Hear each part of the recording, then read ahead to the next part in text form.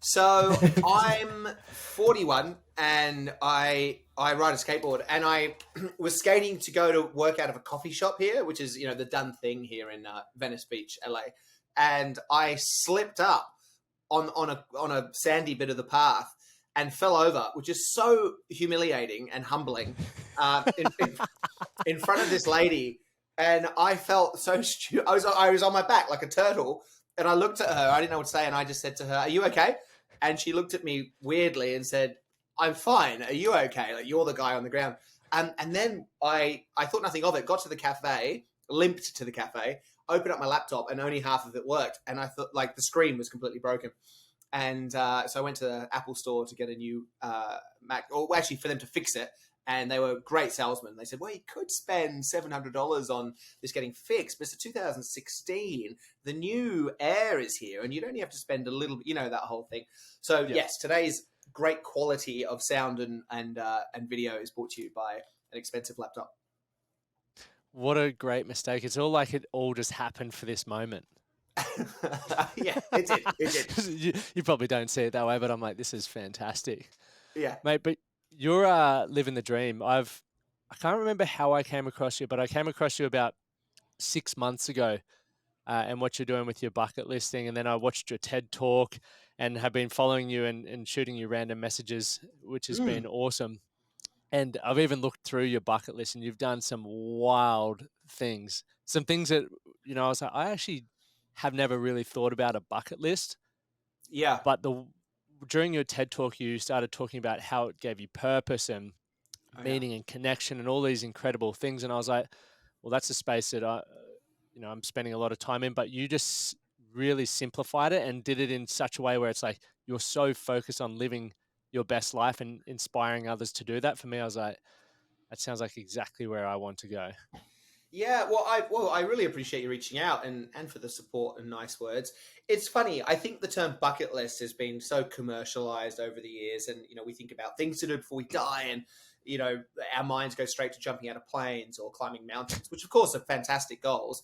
But I don't think that's not it. There's much more to it. I think a list of things is essentially, a bucket list, if you want to call it a bucket list. It's a list of priorities in our lives which are important, and a list, if really committed to, reminds us what the important things are that are going to help us grow as people. I think lists ultimately, and certainly my list, I can only talk for myself, but my list is basically a vehicle for me to be the best version of myself by helping me, reminding me, and encouraging me to commit to things that are important to me. And goals don't have to be just wild and adrenaline fueled. I think some of them should be, by the way, but they can very much be timid and simple and professional goals as well. Goals for other people. It's amazing once you start looking into it what a list actually stands for. What sort of set it off for you to start doing this? Well, I finished school in Barrenjoey, Avalon, on Sydney's northern beaches, and I had no idea what I wanted to do. My career advisor said go to uni, get a degree, so I did. Came out of that degree feeling just as lost as I did, at the beginning, but in more debt. And then I went backpacking overseas, and whilst overseas, I got a phone call from a friend in Sydney, and he broke the news to me that one of my close childhood friends growing up, a guy called Chris, who I'd gone to school with and played rugby with and had lots of beers with, Chris had just died overnight. It was a shock to the community. It was, of course, a tragic loss for his family, to all his friends. He just really was an absolute legend. And I think death sparks reflection, and first of his life for me, and then of my life. And I remember just thinking about his life. He was 24 years old when he passed, and I remember thinking, if he could do it all again, if he had another 24 years, would he change anything? And I just thought about his life and his way of being, and I don't think he would have changed anything. He was very comfortable in his skin. He did all the things that genuinely made him happy, rightly or wrongly, by anyone else's code. He lived a life that was values-driven, essentially. And then I turned that question, that hypothetical, on myself, and I just wondered, well, if today was my last day, I was 25 at that point, could I look back and say that I wouldn't change anything? Because, in a similar way, I was just living in a very authentic, values-driven life. And it was the first time I'd ever looked at my life from that perspective before. And I realized instantly, oh my gosh, I would change all of this. And so I decided to take it a step further and go, well, what would I change? So I got a piece of paper and pen, and that was the beginning of a list of things that I thought would make me smile more if I actually prioritize them. And onto this paper spilled one thing, 10 things, 20, 50, 100 things. And yeah, like a lightning bolt, like that aha moment that you'll often hear people refer to. I remember thinking, well, this is my opportunity to be happy because I'm not right now. And I thought, what could be more important than dropping everything in my life to pursue this? And so that is eventually what happened. That was the beginning of my list. That's unreal. And I love the power of, I guess, reviewing and checking on where you're at within your life. Often we're so busy and so focused on where we're going. You go, I don't have time to just sit there for 10 minutes and meditate or write down what's going on in my head. But it's that slow down to speed up approach where you can, gather your thoughts around what's important and where you want to go. Mate, rip into that food. Don't let me hold you back on that. I simply cannot eat a salad whilst we talk. Come on. and I'll tell you if you get anything in your teeth. All right, I'm gonna have one bite though. But what, a lot of people talk about doing this, right? Many people see people like yourself or various other people that they may follow on social media or within their own communities living incredible lives, doing what they say they're going to do. But then there's also the flip side of the pressure of getting a good job, having the house, the family, all of that sort of stuff. For you, what do you believe separated you from that to go, look, I am going to start ticking this list off? Well, I don't think the two are necessarily mutually exclusive to each other. As I said, I think a proper list, a meaningful list of goals should reflect every aspect that you consider important in your life. And I think if people aren't thinking about what they're doing for work, there's a big miss. Having a job which makes you feel good is crucial. Of course, it might sound a little bit idealist, but we have a choice. And so I think, work, I think having a house is the same as jumping out of a plane or, going on a trek or singing the national anthem on a sporting field. I think they're all things that should be given equal weight. Of course, now 13 years on from starting this, by the way, this has obviously grown into something I never could have thought of. And so I do a lot of speaking and, have books and stuff. And I'm somewhat of this is going to sound so obnoxious, but somewhat of an authority in this world of goal setting, goal striving, community building, being happy, helping people, whatever. So the way that we would teach this, the foundation of this, I should say, is this thing called a wheel of life. And if you imagine, a bicycle wheel, the spokes give it structure and allow it to spin and be, function essentially. If you then imagine that wheel represents your life, the question I think is really important before what's on your bucket list is, well, what are your spokes? What are the core aspects of your life that without you simply wouldn't be yourself? You would feel empty. There's a few ways to get to that point, and I won't bore everyone now. But if you can identify your spokes, that is a starting point. Now, having done a lot of, we developed a Live Your List program for individuals and organizations. And we found over 2 years that there are 12 commonly shared spokes. So there is travel and adventure, romantic love, key relationships, creativity, volunteering / impact. But there is also professional development, emotional wellness. There's a myriad of things. You don't have to have 12. In fact, we find that there are between 7 and 8 on average per person. But yeah, on there is professional goals. On there is family. On there is financial security. And so when you talk about buying houses or, starting a family or having a job, it's in the same space. It's in the same conversation as doing a marathon or starting a garden. They're the same. They're the same things. They all make us feel good. That's what I have found over time. Sorry for rambling here, but that's what I found is true. I found that we're all the same. We all want to feel good. We all want to feel a sense of meaning and purpose in our life. We want to be doing things that matter. So whether that is, buying a house, or whether that is learning to, play Sudoku. Identify what your goals are and go for them. That's awesome. It's definitely all, I guess, leaning upon each other. The impact that you have the satisfaction of completing a marathon or jumping out of a plane then gives you a certain level of satisfaction and fulfillment. Then when you walk into the office on Monday, for example, you're like, just did this awesome stuff. Now let's crush it at work in something that I'm, extremely passionate about and really enjoying and loving. So there's a key takeaway there for those who aren't aware of maybe what your spokes could be. Head over to your website, which I'll put in the links to go through that process. But make sure you don't just listen to this. Give yourself 30 minutes minimum. I'd say 15 to 30 minutes to sit down and actually start doing this stuff. It will change your life. What's I know you've got on the red carpet, you've done some wild stuff. You can actually view your list on the website as well. What's been one of the most hilarious stories you've got from the whole bucket list experience? Or I'm not going to say the bucket list, sorry. No, it's okay. Mate, I mean, honestly, like a million.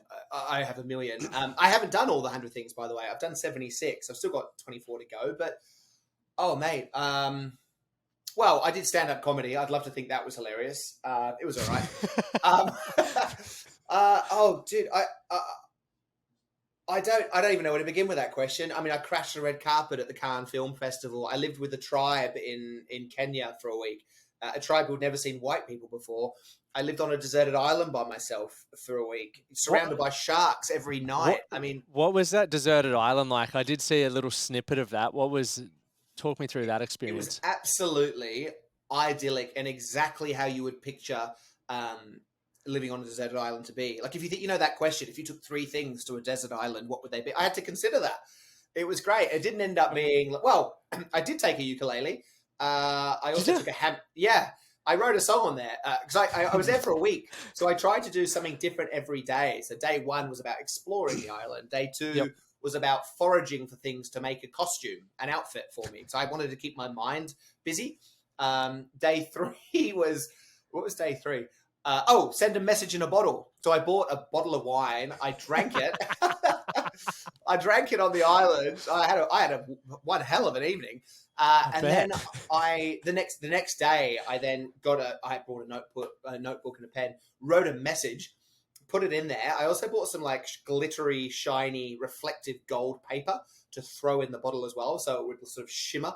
And then I put the cork back in, threw this bottle in the water. By the way, it was I was off the coast of New Caledonia, so I was like 2 hours on a very fast Coast Guard boat. I think it was about 55 kilometers off the coast. I mean, really, I couldn't see any other land. It was phenomenal. And I had images of, for those who don't know New Caledonia, it's sort of like in between, well, it's only 3 hours off Australia, right? Out off of Brisbane on the east coast. And yeah, I had images of it like getting to Russia or, floating somehow to Japan or, miraculously making it to the Faroe Islands. And anyway, on my note, I left my email and I said, I'd love to take you out for a beer, whoever finds this. I got an email about a month later, I think. Yeah, and it was from someone who had found it, caught up on a reef about 3 miles from where I had dropped it off. And unfortunately, I never got to catch up with that person. But anyway, so I was just doing different stuff every day on that island, and it was incredible. It took me about 15 minutes to walk around. It was great. It was such a good experience. What's been one of the biggest or most important things that you've learned about yourself over the last 13 years since, really living out your values and your purpose through these incredible, I guess, experiences that you're deciding for yourself? I've discovered with anyone I've spoken to who has sort of followed their heart, the same thing that they do. And that is, I am entirely capable of doing anything I want. And that's it. I think as humans, unfortunately, we have this default condition, which I had for 25 years of my life, which is I'm not good enough, or I couldn't do that, or I was just fraught with, fear and anxiety at the idea of trying something that I might fail at. And all I did was try. I just finally tried. I gave myself permission to think about what I wanted to do, to reflect and analyze how I was doing. And from that, was able to see, well, I'm not going in a great direction here. And I chose to do a couple of things, 100. And everyone's list is different. You, by the way, don't need 100. You could have one thing. But if you just try, if you just focus on one thing and you try, you'll surprise yourself.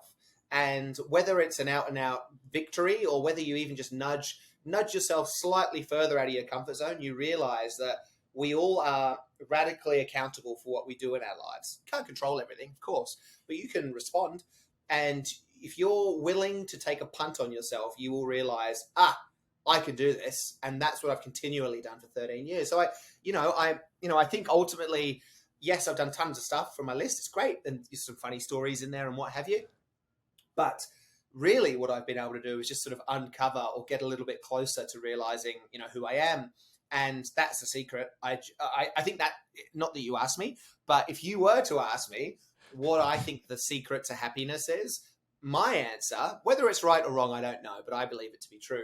My answer is, if you're able to get closer to understanding who you are, and then you can unabashedly just be yourself in every single situation, you're doing well. And that's it. Mate, that was going to be my next question, Seb. That was awesome. It's like you were just picking up my mind. It's so true, though. Have you had moments throughout that 13 years? And I know you've made, I guess, you're speaking and you've got a whole lifestyle and business and everything built off the back of it. But prior to that, did you ever have moments where you're like, oh, maybe I need to go back to the traditional way of living, get a job and do all of that sort of stuff? Or once you got started, did you just never look back? Yeah, it's really interesting. It wasn't for me. I never saw it as stepping away from something that was safe. I just realized the way I had been living wasn't keeping me happy. So it really wasn't, well, I'm just going to put a pin in this for a second and I've got this as an option to come back. I genuinely left just wanting to be happy. I never thought anyone would know about what I was doing, by the way. I never thought I'd be on like a podcast, right? I never thought I'd have a reality show. I never thought that would happen. I never thought anyone would care. And it still actually doesn't matter, is actually the beautiful truth of it. But yeah, no, I did it because I genuinely was curious about what else was there. There must be something else that fills me with a feeling that's more uplifting than what I currently have. So I just went for it. I've never, ever, I've never thought, oh no, what am I going to do next? Oh, I'm going to have to go back. I've never thought that. And it's kept on going. I'm not the sharpest tool in the shed. I'm not the best looking bloke out there. I'm not the most athletic, I'm not lucky. I'm not brave. I'm not, I just think there is something out there for everyone if you're willing to actually have a good look at yourself in the mirror. And it might mean a drastic change as it was for me, or it might just be a little 1% change. But as long as you know, that's the most important thing. The shame of it is I'll ask a lot of people, what's on your list? What would you do if you could do anything? If nothing was impossible, what would you do? And the majority of the time people say, I've never really thought about that. And I used to be like that too. So a lot of people don't even know what it is they would rather. And unfortunately, we live in a world where so much is just put before us that if we don't think for ourselves, others will. And you will end up just following the blueprint of life that someone else expects of you. In fact, there's a book called Regrets of the Dying by Bronnie Ware. I'm reading that at the moment. Yeah. Oh, how are you enjoying it? Love it. I sent her a message the other day because it is just, it's a beautiful book. Really beautiful book. Yeah, I sent her a message too, actually. So she, for anyone who doesn't know, she was a palliative care nurse and she would interview everyone, right, who was coming to the end of their life. And she would always ask them, what's your biggest regret? And she basically came up with the 5 most common regrets of the dying. And the number one, do you know what number 1 was? Yeah, I do even have the book somewhere around here. But yeah, sorry, carry on. Well, I think number 1 was the biggest regret of the dying, according to Bronnie Ware, was living a life. I never lived a life true to myself. I lived a life others expected of me. And that's kind of what I'm alluding to with this, certainly was my story. I was just doing the things that people wanted me to do. My career advisor, go and get a degree. I did.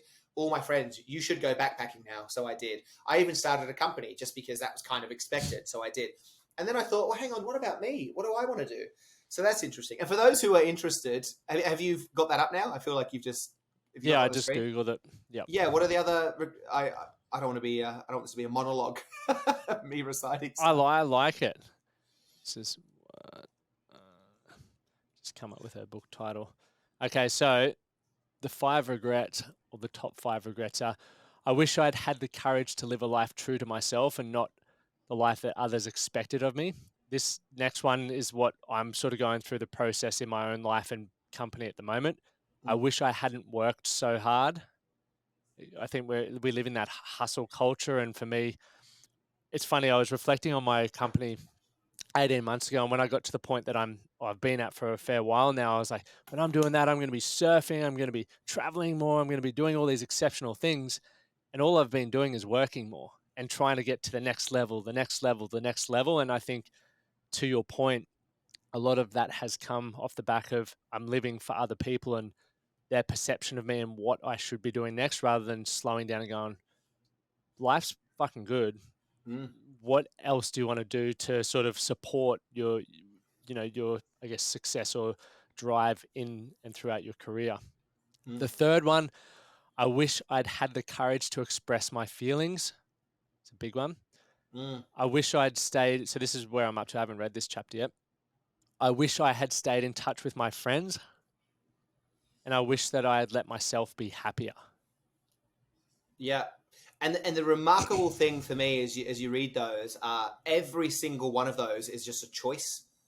It's not, well, if a bit of luck happens, those things will fall into place. Everyone's a choice. If you listen to the language, I wish I'd let myself be happier. That is a choice, to go down that path. I wish I'd worked less or less hard is an absolute choice. On that point, by the way, I think like that can sometimes be misinterpreted, like I just shouldn't work.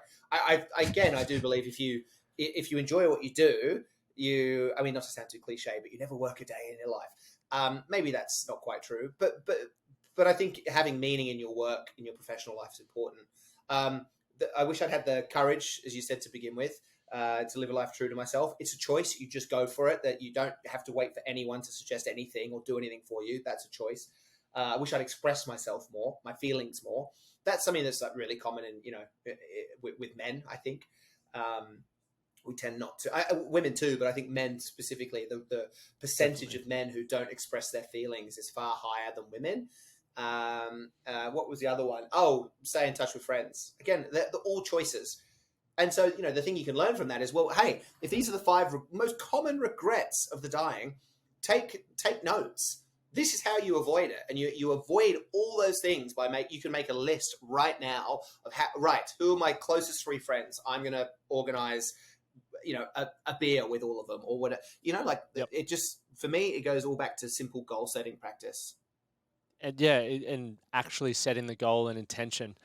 It's very, very, even on my iPhone, the beautiful thing about iPhones, you can set your favorites list and stuff. So I have my top 8 mates that I make sure I message and call every week. And, we book all of these things. And so I got married last October, but we did a week-long festival. It was amazing. And Mm, then everyone at the festivals, or at the wedding, sorry, is like, oh, we should do this every year. If we all put in X amount and just do this, I'm like, fucking oath. But the chance of it actually happening is very low, because life gets in the way. Unless it's like a wedding or a funeral, we don't necessarily prioritize catch ups, because once again, we're so busy. But if we can slow down and think forward, if I want to catch up with my good mates every quarter or whatever, let's book something now, yeah, rather than just getting to March and going, oh, we should try and catch up, and everyone's already booked doing certain other things. yeah, completely. And it's all choices. I mean, I don't know. I sound silly saying this, but I just feel it just needs to be absorbed by anyone. It's just all a decision. Take an action step. Like that is as simple as picking up your phone, texting one of your besties. You tell me, and saying, Yep. "Hey, let's catch up." That takes 3 seconds. Yet we tend to put that off, and I'm not perfect. Like I still do this stuff. I still have procrastination and etc. But yeah, it's empowering if you suddenly realize, oh, it's all up to me. How great. I agree. What there was something that just sprung to mind there for me. was thinking about, oh, so moving to, I guess, taking action was one thing that you said. It's important just looking at that action step. You got a big American flag behind you there. Obviously, you grew Oh up yeah, in the northern beaches of Australia. yeah. What what took you over to America and why? With a TV show actually. So I was doing talks over here, and so I'd fly out from Australia, from Sydney, and then I gave a talk one year at this incredible summit called PTOW, PTTOW. It's a marketing summit, and I got on stage and I gave my keynote, and then at the end, a producer came up to me and said, "Oh, hey, we want to make a show about what you're up to." And I said, "Oh, that's cool." And I was very blasé. I sort of didn't follow up with it. And then the next year, I got invited back to speak again at the same summit. And the guy, his name is Keith, was there still, and he said, "Where'd you go? What happened?" And I said, "Oh, I didn't think you were serious." And he said he's like, I am. Let's talk. So we ended up signing a deal to do a TV show, a reality show. And he said, what do you want it to be about? And I said, well, I think I should help people with their goals. And so we did this show. It was 26 episodes, based all out of America. So I came over here to film that. It was an incredible experience. And then I realized that America America has so much opportunity, and the market is a lot bigger than Australia for anyone really who's interested in kind of expanding what they're doing. That's at least what I thought. So I decided to base myself here because with what I'm doing, yes, I'm doing keynoting, and we're doing a lot of corporate wellness / staff development programming out here, which certainly lends itself to being in the US again, because it's just a lot bigger, right? Yeah. Yeah, and I have another few ideas that I've sort of voiced before around connecting people to engage in acts of kindness, and I think this could be a really good place to do that. So, and also not to forget, I just love adventure, and I love living life, and it just felt like an exciting throw of the dice to be here. So I'm 5 years into being based in LA. I love it. I think it's so cool to hear you say that, because as when we were exchanging voice notes, you're probably one of the only people to voice note me back. I always voice note and people just text back. I'm like, come on, Yeah. let me hear what you sound like. Bit Oh creepy, yeah. but we're in the process of moving to Nashville, Oh going through that great. whole visa process and everything like that, which is exciting. But there was a bit of resistance originally around like, oh, but then when we were over in Nashville just a couple of months ago, and my wife heads back over in 2-3 weeks, I was Yeah. just like the opportunity there, and the way people supported us when we were there and introduced us to certain people. I was just like, this is incredible. Like, as an Yeah. individual, I'm going to get to experience so much. I'm going to be able to learn from incredible people that such as yourself, like I look up to and aspire to, you know, have similar things and achieve similar things. And I'm like, Australia is always going to, I believe it's always going to be here for me. And I just take a little adventure and see what comes of it. Yeah, I know there's a guy called Ryan Campbell who you should have on your podcast. He was the youngest person to ever circumnavigate the globe in a plane by himself, and Wow. I think he was 16, and he's Australian. And then he had a plane crash and became a paraplegic, then relearned how to walk, and now is a flight instructor. And he does. I know him from keynoting, from speaking, but he's based out of Nashville, so I'd love to connect you. Oh, that would be When you go amazing. over there. Yeah, really good guy. Yeah, well, it'll be good. I'll hit you up as well for a beer or a coffee when I head to Yeah, LA as well, which will be amazing. yeah, Wanted to as well ask a question, because I'm always curious about people who've had impacts on people like yourself who are doing amazing things. But love to hear, I guess, 2 to 3 people who've been the most influential on you and how their influence has impacted you. yeah. It's such a great question. I always feel, I always feel kind of uh, like undergunned for this question because I always just think that I just sort of did this, and I still, I did kind of thing. It wasn't because of anything or well, it wasn't because of anyone's advice in the first place. But with that said, I'm realizing that's probably less true I think, like even, my dad, for example, he used to have this saying, it's better to live one day as a wolf than 1,000 as a sheep.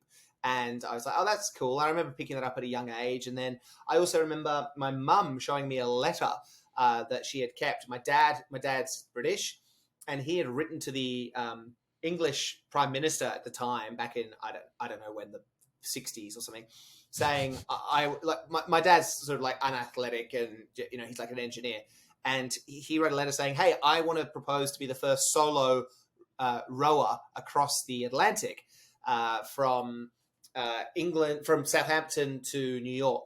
And the British Prime Minister wrote back to him and said, we're not interested in sponsoring or being involved because someone's already done that from New York back to Southampton in the other direction. And I was just like, what?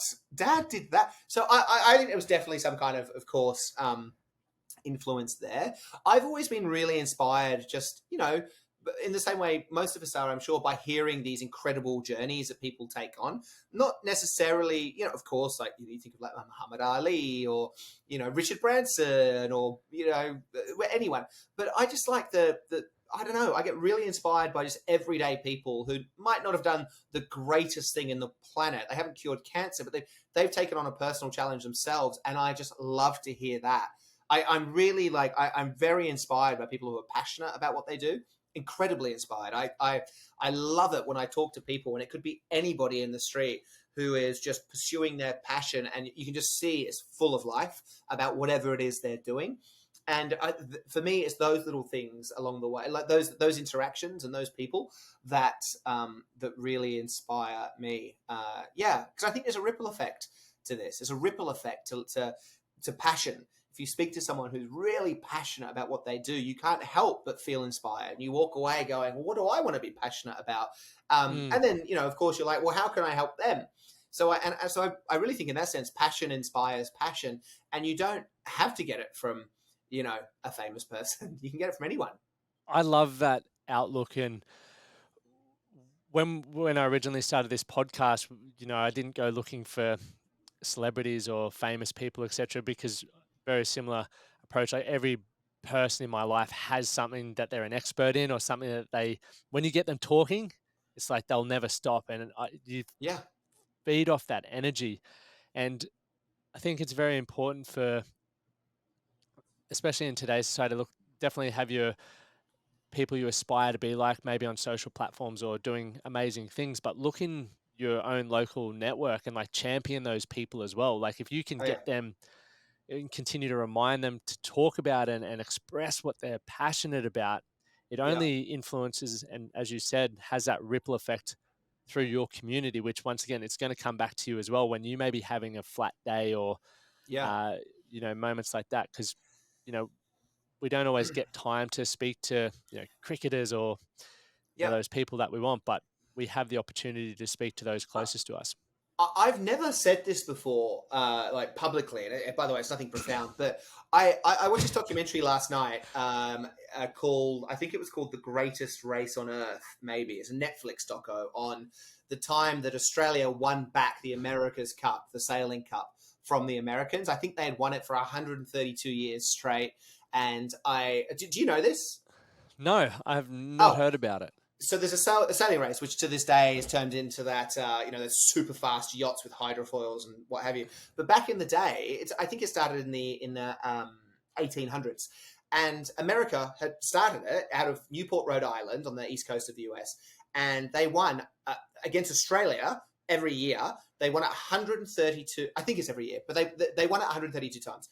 So basically, the documentary follows the story of how Australia won it back.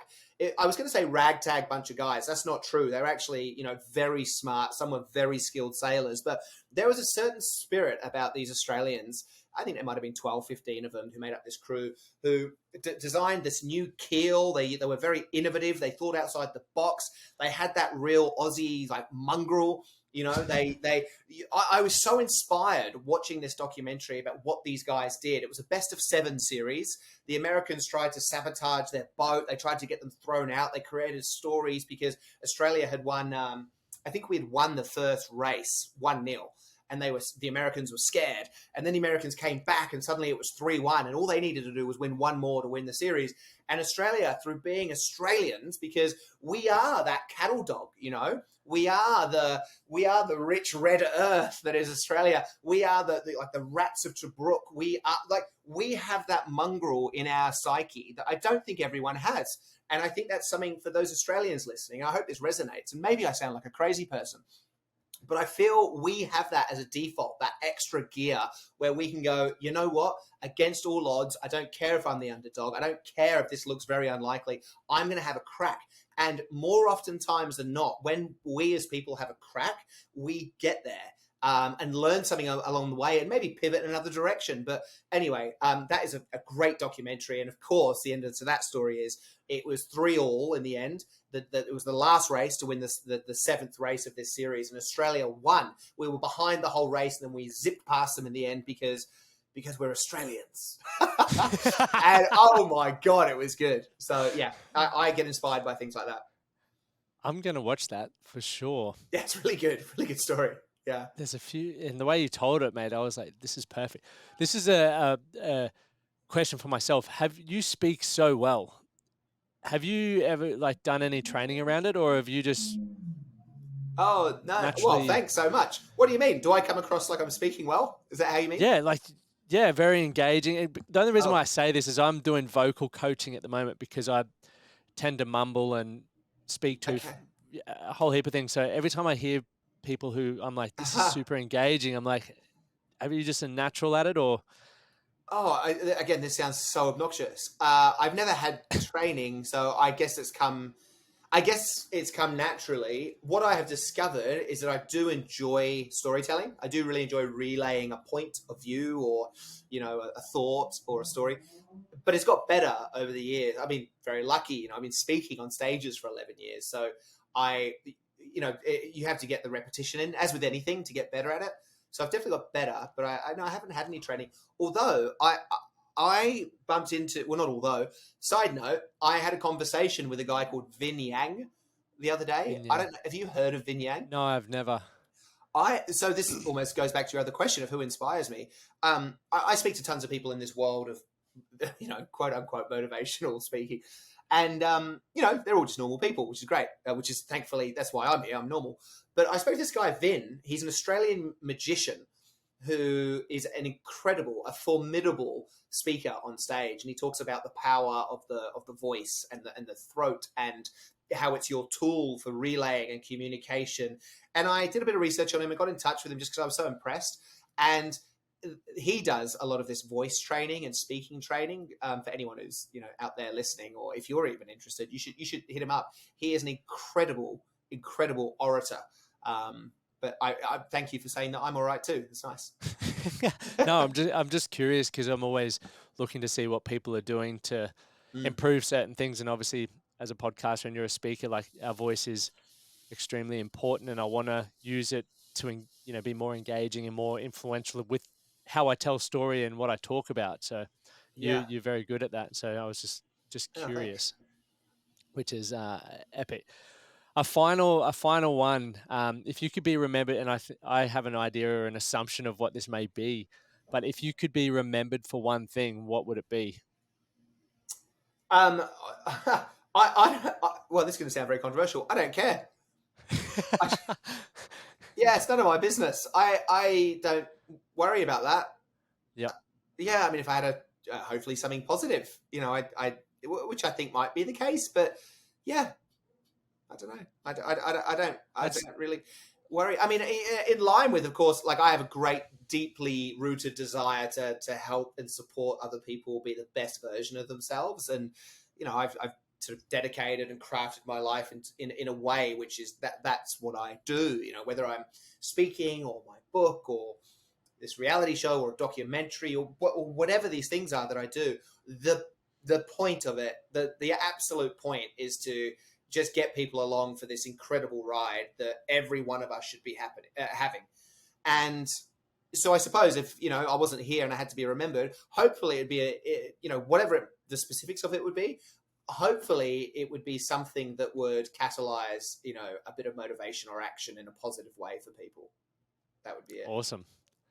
And where can people, find out about where you're speaking next or follow your TV show and all of those sorts of things? You can go to sebastianterry.com, Yep. which is my speaking site. Or 100things.com, 100things.com.